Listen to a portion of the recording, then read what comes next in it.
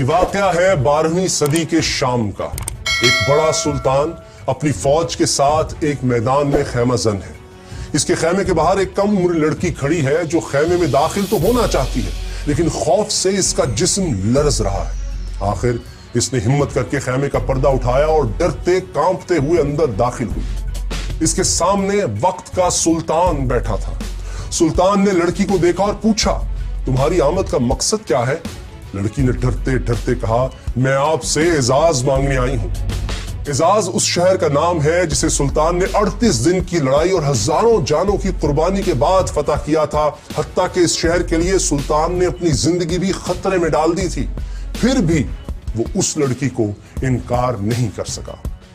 اس نے کہا، اگر تم اعزاز مانگتی ہو تو یہ علاقہ تمہارا ہوا، یہ کہا اور اس لڑکی کو بہت سی دولت دے کر اپنے خیمے سے رخصت کر دیا۔ سلطان جانتا تھا کہ اس لڑکی کو اس کے دشمنوں نے بھیجا ہے، پھر بھی اس نے لڑکی کی بات مان لی، کیونکہ یہ لڑکی سلطان کے محسن نور الدین زنگی رحمۃ اللہ علیہ کی بیٹی تھی۔ وہی نور الدین زنگی رحمۃ اللہ علیہ جنہوں نے خواب میں نبی پاک صلی اللہ علیہ وآلہ وسلم کا دیدار کیا تھا اور آپ صلی اللہ علیہ وآلہ وسلم کی قبر مبارک تک سرنگ لگانے کی ناپاک جسارت کرنے والے 2 یہودیوں کو قتل کر دیا تھا۔ اور نور الدین زنگی رحمۃ اللہ علیہ کی بیٹی جس سلطان سے اعزاز شہر مانگنے آئی تھی، وہ بھی کوئی معمولی انسان نہیں تھا۔ اس کا نام تھا صلاح الدین یوسف، جسے دنیا سلطان صلاح الدین ایوبی رحمۃ اللہ علیہ کے نام سے جانتی ہے۔ کون تھا سیریز میں ہم آج آپ کو تاریخ کے اسی ناقابل فراموش کردار سلطان صلاح الدین ایوبی رحمۃ اللہ علیہ کی بایوگرافی دکھا رہے ہیں۔ لیکن ہاں، اگر آپ نے ابھی تک ہمارے چینل کو سبسکرائب نہیں کیا تو ضرور کیجئے، تاکہ آپ تاریخی شخصیات کی مستند بایوگرافیز دیکھ، سن اور جان سکیں۔ سلطان ایوبی رحمۃ اللہ علیہ نے جس طرح اعزاز شہر ایک لڑکی کے حوالے کر دیا تھا، انہیں اپنی سلطنت اس طرح پلیٹ میں رکھ کر نہیں ملی تھی، بلکہ اس کے لیے ہر قدم پر جنگ و جدل کا سامنا کرنا پڑا تھا۔ صلاح الدین ایوبی رحمۃ اللہ علیہ پیدائشی حکمران نہیں تھے، بلکہ ان کے چچا شیرکو نور الدین زنگی رحمۃ اللہ علیہ کے کمانڈر تھے۔ اس حیثیت میں وہ اپنے بھتیجے کو بھی ہر جنگ میں اپنے ساتھ لے جاتے تھے۔ اس دور میں اسلامی سلطنت کئی حصوں میں تقسیم ہو چکی تھی۔ عباسی سلطنت صرف بغداد تک محدود رہ گئی تھی۔ عراق اور شام کے زیادہ تر علاقے خود مختار حکمرانوں کے کنٹرول میں تھے، جو ہر وقت آپس میں لڑتے رہتے تھے، جبکہ مصر پر فاطمی خاندان کی حکومت تھی۔ بیت المقدس سمیت فلسطین کے کئی علاقوں پر صلیبیوں کا کنٹرول تھا۔ ان حالات میں نور الدین زنگی رحمۃ اللہ علیہ نے شام کے بیشتر علاقوں پر قبضہ کر لیا۔ پھر انہوں نے مصر کی مدد کے لیے فوج بھیجی تو صلاح الدین ایوبی بھی اس فوج میں شامل ہو کر مصر چلے گئے۔ اس زمانے میں مصر کی حالت یہ تھی کہ کرپشن کی وجہ سے فاطمی سلطنت بہت کمزور ہو چکی تھی۔ اختیارات خلیفہ سے زیادہ وزیروں کے کنٹرول میں تھے۔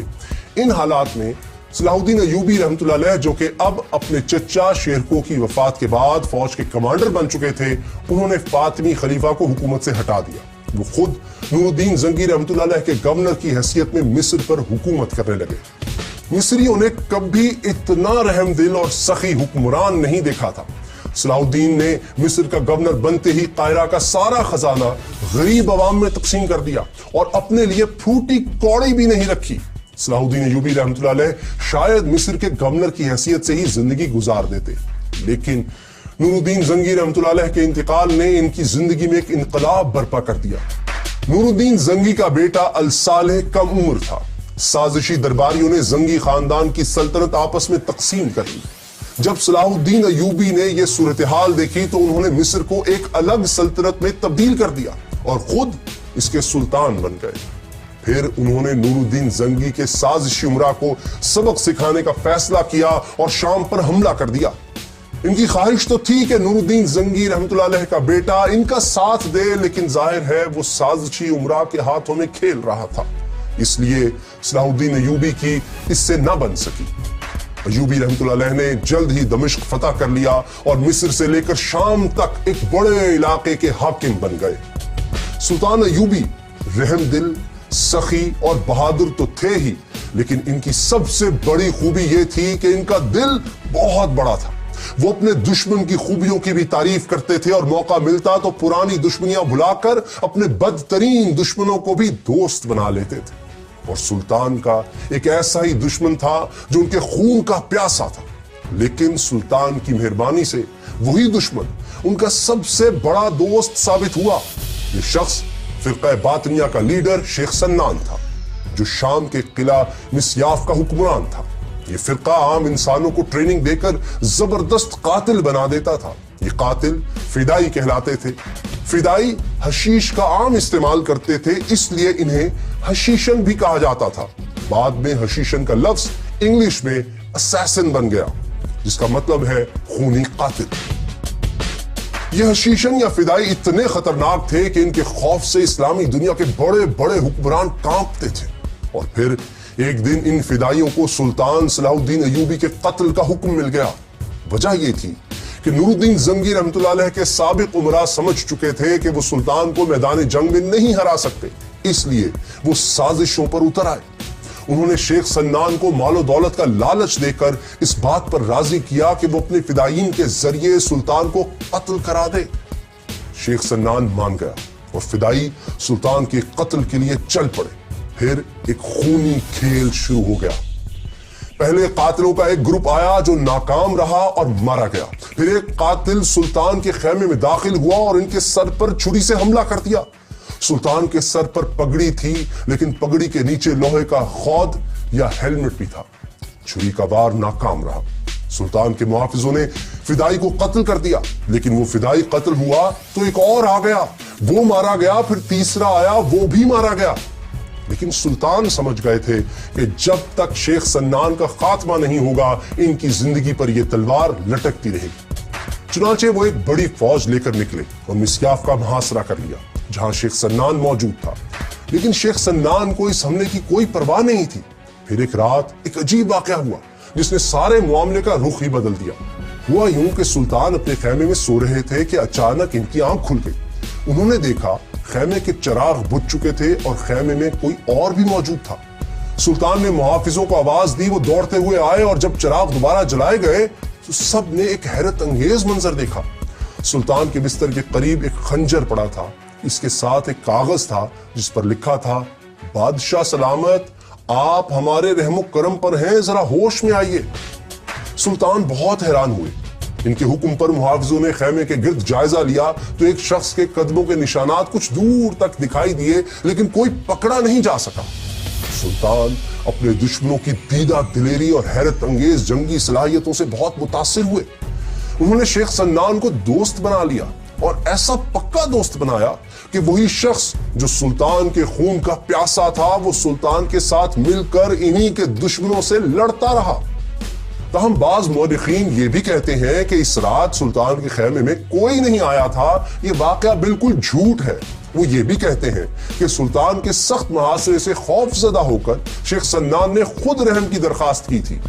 किस्सा कुछ भी हो, बहरहाल सुल्तान ने अपने बदतरीन दुश्मन को भी अपना इत्तिहादी बनाकर आला ज़र्फी और सियासी बसीरत का सबूत दिया।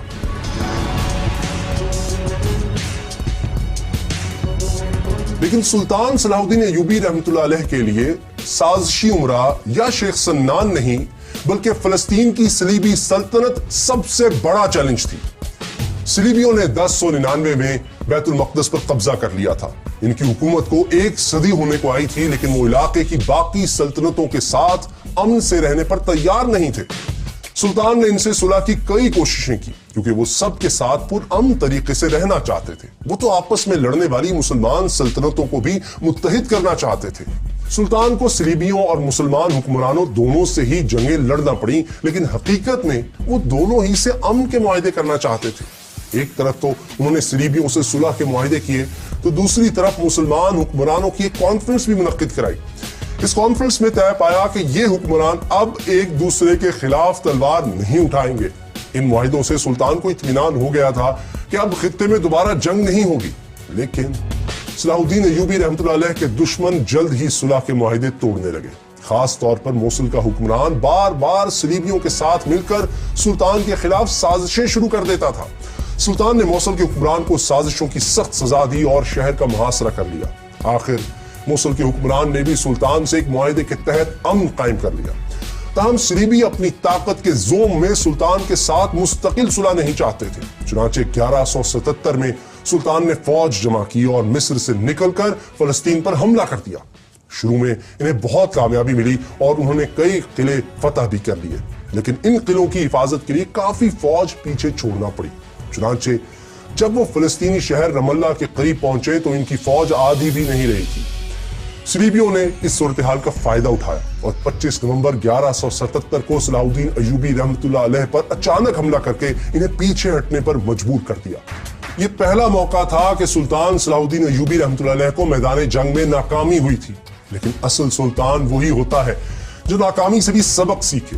اس جنگ کے بارے میں سلطان نے خود دمشق میں اپنے بھائی توران شاہ کو خط لکھا۔ سلطان نے لکھا، ہم بڑی مشکل سے جان بچا کر آئے ہیں، خدا کو ہم سے کوئی بہتر کام لینا تھا جو بچا لیا۔ سلطان کو اپنی شکست کا حساب برابر کرنے کا موقع جلد ہی مل گیا۔ ہوا یوں کہ رم اللہ میں کامیابی حاصل کر کے صلیبی یہ سمجھنے لگے کہ سلطان اب اپنی سلطنت کا دفاع نہیں کر سکتے، اس لیے بیت المقدس کے صلیبی حکمران بالڈون فور نے دمشق پر چڑھائی کر دی۔ لیکن وہ غلطی پر تھا، کیونکہ سلطان صلاح الدین ایوبی رحمۃ اللہ علیہ کی طاقت میں کوئی کمی نہیں آئی تھی، انہیں صرف وقتی طور پر کم تعداد کی وجہ سے پیچھے ہٹنا پڑا تھا۔ لیکن بالڈون کے حملے کے جواب میں اب وہ اپنی پوری فوج جمع کر چکے تھے۔ 10 جون 1179 کو جب دونوں فوجیں آمنے سامنے آئیں تو صلاح الدین ایوبی نے اپنے فوجیوں کے سامنے ایک زبردست تقریر کی۔ انہوں نے کہا، مسلمان ذلت کی زندگی پر موت کو ترجیح دیتا ہے، آگے بڑھو اور دشمن کو بتا دو کہ مسلمان پیٹھ پر نہیں سینے پر زخم کھاتا ہے۔ چنانچہ جب جنگ ہوئی تو سلطان کے وفاداروں نے بالڈون کی فوج کو زبردست شکست دی۔ شکست خوردہ بالڈون نے صلح کی درخواست کی۔ سلطان چاہتے تو دشمن کی شکست اور کمزوری کا فائدہ اٹھا کر فلسطین کو اسی وقت دشمن سے چھین سکتے تھے۔ وہ یہ بھی جانتے تھے کہ دشمن صلح کے معاہدے توڑ بھی سکتا ہے، لیکن پھر بھی انہوں نے رحم سے کام لیا اور ایک بار پھر اپنے بدترین دشمنوں سے صلح کر لی۔ لیکن یہ صلح ماضی کے معاہدوں سے مختلف تھی، کیونکہ یہ صلح آخری صلح تھی۔ صلح کے بعد چند سال تو سکون سے گزر گئے۔ بالڈون فور 1185 تک زندہ رہا اور وہ صلح کے معاہدے پر بھی عمل کرتا رہا، لیکن کوڑ کے مرض کی وجہ سے اس کی موت ہو گئی، جس کے بعد بیت المقدس کی صلیبی سلطنت بھی امراء کی سازشوں کا شکار ہونے لگی۔ اس دوران بیت المقدس میں گائے آف لوزائنن کی حکومت آ گئی، جو مسلمانوں کا کھلا دشمن تھا۔ اس کے دور میں صلیبیوں نے مسلمانوں کے خلاف پھر کارروائیاں شروع کر دیں۔ ایک صلیبی سردار رینالڈ نے مسلمانوں کو تنگ کرنا شروع کر دیا۔ یہ سردار اس حد تک چلا گیا کہ اس نے مدینہ منورہ میں نبی اکرم صلی اللہ علیہ وآلہ وسلم کے روضہ مبارک کو نعوذ باللہ تباہ کرنے کا ارادہ کر لیا۔ اس نے صرف ارادہ ہی نہیں کیا، بلکہ اس نے اپنے بحری جہازوں کے ذریعے عرب ساحلی علاقوں پر حملے بھی کرائے۔ لیکن سلطان کے بحری جنگی جہازوں نے رینالڈ کے بحری بیڑے کو تباہ کر کے یہ ناپاک منصوبہ ناکام بنا دیا۔ لیکن رینالڈ اپنی حرکتوں سے باز نہیں آیا۔ اس نے مصر اور شام کے درمیان سفر کرنے والے مسلمانوں کے قافلوں کو لوٹنا شروع کر دیا۔ صرف تجارتی قافلوں کو ہی نہیں بلکہ حاجیوں کے قافلوں کو بھی لوٹا گیا۔ رینالڈ نے ایک ایسے قافلے پر بھی حملہ کر دیا جس میں سلطان کی بہن بھی شامل تھی۔ قافلے کو تو لوٹ لیا گیا، لیکن سلطان کی بہن کسی نہ کسی طرح دشمن سے بچ کر سلطان کے خیمے میں پہنچی اور قافلے پر بیتنے والے ظلم کا حال بیان کیا۔ قافلے پر ظلم کا حال سن کر اور اپنی بہن کی بے عزتی پر غیرت مند بھائی کا خون کھول اٹھا۔ سلطان نے قسم کھائی کہ وہ رینالڈ کو اپنے ہاتھوں سے قتل کریں گے۔ بہرحال اب سلطان نے اپنے تمام اتحادیوں اور گورنروں کو خط لکھے اور انہیں کہا کہ وہ فوج لے کر سلطان کی مدد کو پہنچے، کیونکہ اب صلیبیوں کے خلاف فیصلہ کن جنگ کا وقت آ گیا ہے۔ چنانچہ مصر اور شام سمیت کئی مسلمان ممالک سے بڑی تعداد میں فوجیں دمشق پہنچنے لگیں، جسے سلطان نے اس وقت اپنا ہیڈ کوارٹر بنا رکھا تھا۔ سلطان نے فوج جمع کی اور صلیبیوں کے زیر کنٹرول شہر تبریا یا ٹائبرس کا محاصرہ کر لیا۔ جواب میں رینالڈ نے بھی جنگ کی تیاریاں شروع کر دی۔ وہ گائے آف لوزائنن کا گہرا دوست بھی تھا، اس لیے گائے بھی اپنی فوج کے ساتھ میدان میں آ گیا۔ اس نے سلطان ایوبی سے صلح کا معاہدہ بھی توڑ دیا۔ کہا جاتا ہے کہ بیت المقدس پر صلیبی قبضے کے بعد سے صلیبیوں نے اتنی بڑی فوج جمع نہیں کی تھی جو سلطان ایوبی رحمۃ اللہ علیہ کے مقابلے پر آئی۔ رینالڈ اور گائے کی متحدہ فوج نے سلطان کی طرف پیش قدمی شروع کی۔ سلطان نے صلیبیوں کو فیصلہ کن شکست دینے کے لیے حتین کا علاقہ چن لیا۔ اس علاقے میں پانی کے چند ایک ہی چشمے تھے اور زیادہ تر علاقہ بنجر اور ویران تھا۔ سلطان کی فوج پانی کے چشموں کے پاس ٹھہر گئی، جبکہ صلیبی فوج کو سلطان تک پہنچنے کے لیے 20 کلومیٹر کے ایک ایسے علاقے سے بھی گزرنا تھا جہاں پانی ہی نہیں تھا۔ کچھ صلیبی کمانڈر یہ کہہ رہے تھے کہ آگے بڑھنے میں خطرہ ہے کیونکہ انہیں فوج کے لیے پانی نہیں ملے گا، لیکن گائے نے ان کی بات نہ مانی کیونکہ اسے اعتماد تھا کہ جنگ میں اسے کوئی نہیں ہرا سکتا۔ اس کے اس یقین کی وجہ تھی صلیب اعظم یا ٹرو کراس۔ جی ہاں، صلیبیوں کے پاس ایک بہت بڑی صلیب تھی جس میں لکڑی کا ایک ٹکڑا نمایاں تھا۔ صلیبیوں کا عقیدہ تھا کہ یہ ٹکڑا اسی اصل صلیب کا ہے جس پر حضرت عیسیٰ علیہ السلام کو رومیوں نے مصلوب کیا تھا۔ صلیبی فوج صلیب اعظم کو 20 بار میدان جنگ میں لے کر گئی تھی اور ہر بار فتح حاصل کی تھی۔ گائے اور اس کے ساتھی سمجھتے تھے کہ صلیب اعظم کی موجودگی میں یہ جنگ بھی وہی جیتیں گے، اس لیے انہوں نے راستے کی ساری مشکلات کو نظر انداز کر دیا، لیکن یہ ان کی سب سے بڑی بھول تھی۔ یہ فوج جیسے جیسے آگے بڑھتی گئی گرمی اور پیاس کی شدت سے بے حال ہوتی گئی۔ چنانچہ جب یہ فوج سلطانی لشکر کے سامنے پہنچی تو تھکن اور پیاس سے نڈھال ہو چکی تھی۔ جب رات ہوئی تو سلطانی فوجیوں نے صلیبیوں کے کیمپ میں گھس کر گھوڑوں کی گھاس کے گٹھوں کو آگ لگا دی۔ صلیبیوں کے پاس آگ بجھانے کے لیے پانی ہی نہیں تھا، جبکہ آگ کی تپش سے ان کی پیاس اور بھڑک اٹھی۔ آگ اور دھوئیں کی وجہ سے وہ لوگ رات بھر سو بھی نہیں سکے۔ اگلے دن 4 جولائی 1187 کو سلطان نے صلیبی فوج پر حملہ کیا۔ مسلمانوں نے زہریلے تیروں کی بارش کر کے سینکڑوں صلیبی گھڑ سوار ہلاک کر دیے۔ پھر فوجی دستے آگے بڑھے اور دشمنوں پر ٹوٹ پڑے۔ صلیبی فوج کے زیادہ تر سپاہی بغیر لڑائی کے ہی میدان جنگ سے فرار ہو گئے۔ جو باقی بچے ان میں مقابلے کی طاقت ہی نہیں تھی، اس لیے وہ آسانی سے مارے گئے یا پکڑے گئے۔ صلیب اعظم بھی مسلمانوں کے قبضے میں چلی گئی۔ رینالڈ اور گائے دونوں جنگی قیدی بنے۔ صلیبی لشکر کے سپاہی پیاس سے ہانپ رہے تھے۔ سلطان نے انہیں پانی پلانے کا حکم دیا۔ گائے کو تو ٹھنڈا عرق گلاب پلایا، لیکن رینالڈ کو بدعہدی کی بھرپور سزا دی۔ سلطان نے اپنے ہاتھوں سے اس کا سر قلم کر دیا۔ یہ دیکھ کر گائے ڈر گیا کہ اب اس کی باری ہے، لیکن سلطان نے اسے اطمینان دلاتے ہوئے کہا، بادشاہ بادشاہوں کو قتل نہیں کیا کرتے۔ اب سلطان بیت المقدس کی طرف بڑھے۔ شہر کا حکمران تو پہلے ہی ان کی قید میں تھا۔